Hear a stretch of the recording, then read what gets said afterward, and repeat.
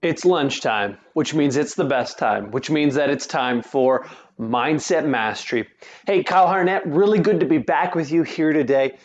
Wanted to do a couple of things today. One, want to give you some brand new content.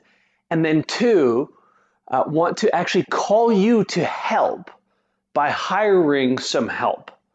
So I'm calling you to help the world, help change the world. But first, let's do our content, and then we'll do how we're going to help change the world and how you can help and be involved. So today, I want to actually build on an idea that I first heard from Tony Robbins. Again, some people love Tony Robbins, some people hate Tony Robbins. I think you should love him. He's very helpful. Eat the fish, not the bones. But Tony Robbins, he's got this great idea that he puts out there where he says this. He says, your biology determines your psychology. So today we're talking about the mind-body connection. We'll probably talk about this a ton because it's super important and really helpful. But he says your biology determines your psychology. So he has you do experiments like this, and we're going to try it right now. He says this, I want you to smile. Smile as hard as you can and try to feel angry. And it's really hard to do. Or conversely, he goes, if you would actually, if you're really like make a very angry face, but try to feel happy, it's almost impossible to do. Now, what's interesting is this, your brain and my brain, we've actually created a link, like links in a chain that control where each other go between both our body and our mind.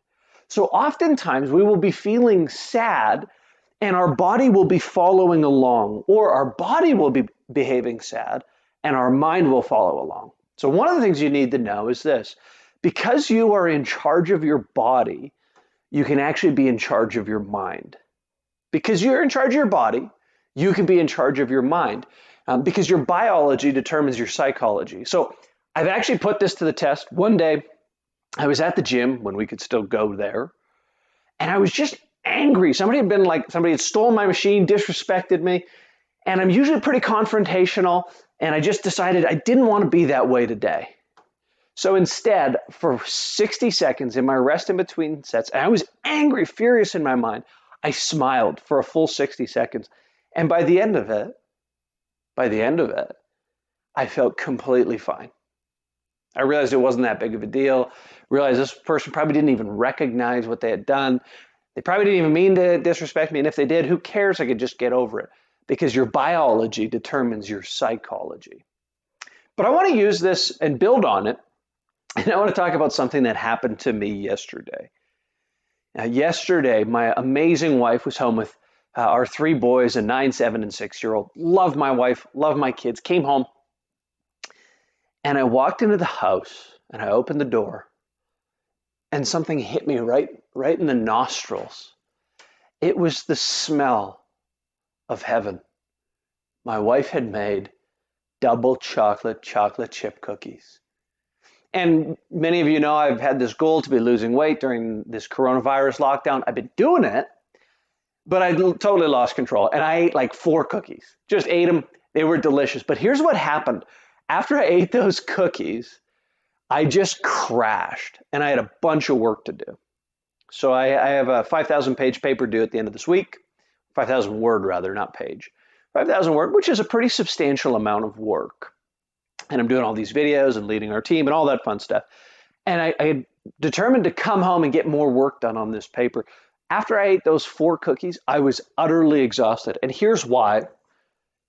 It's because food determines your mood.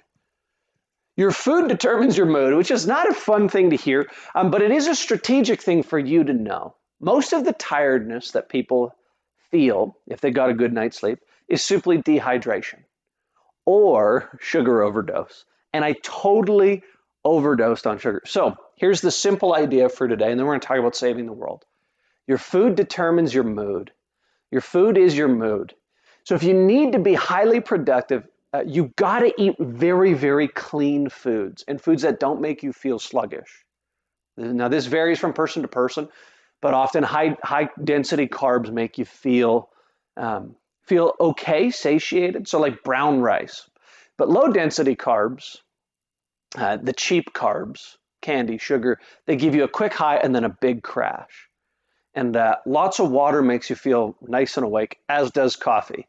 Don't overdo it or you have a crash with that too. Anyways, all that biology determines psychology, food equals mood. You're in charge of your body. Make sure you take care of your energy. Hope this helped. Okay, now let's talk about changing the world.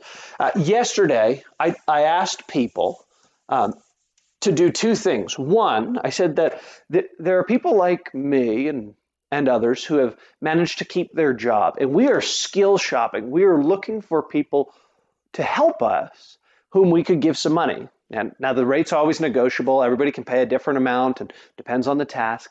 But I asked people to send in their skill list, make a list of all the things they could possibly do, and I would put it out there as soon as possible. So I actually got a number of responses. So many of you, you could actually send me that and you'd be in line now. But I want to call on those of you who watch these videos to hire some help. Those of you who have a job and have some money, I'm asking you to hire some help. And so I'm going to do my first feature, and I'm actually, I'd love some help here too. If any of you have a unique idea of how we could create profiles for people and spread it out larger, like more largely on social media, please let me know. I want to help people get hired. But here's the first one. The first person who wrote into me with their skill set. So I've got a 20-something female who's looking for work.